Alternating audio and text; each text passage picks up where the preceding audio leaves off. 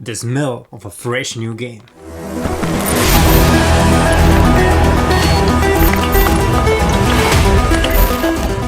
Physical.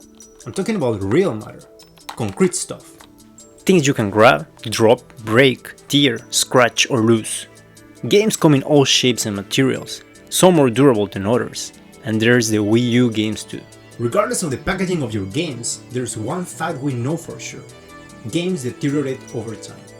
The good news is we can minimize this by adopting good practices.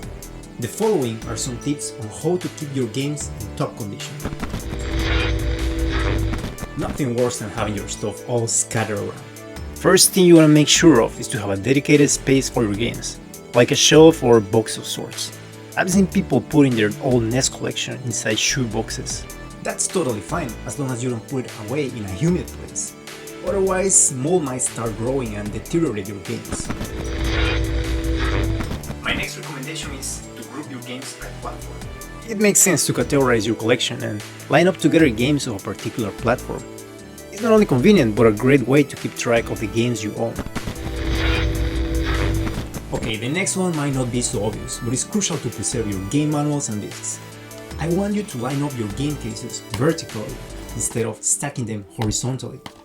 And there are 3 good reasons why you will want to do this. By stacking your games horizontally, the disc ends up resting against the disc holder, which scratches the surface. But if you keep it vertically, only the disc ring will make contact. Same goes for game manuals, which is the second reason.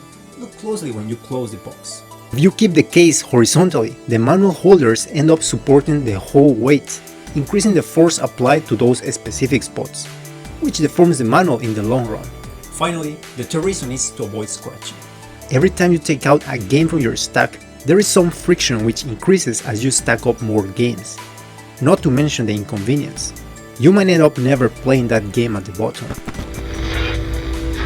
Which takes us to my next tip. Keep the games you are currently playing easily accessible. The least thing you want is to take out the same game over and over again. A simple solution is to use a temporary CD case or extra game card storage.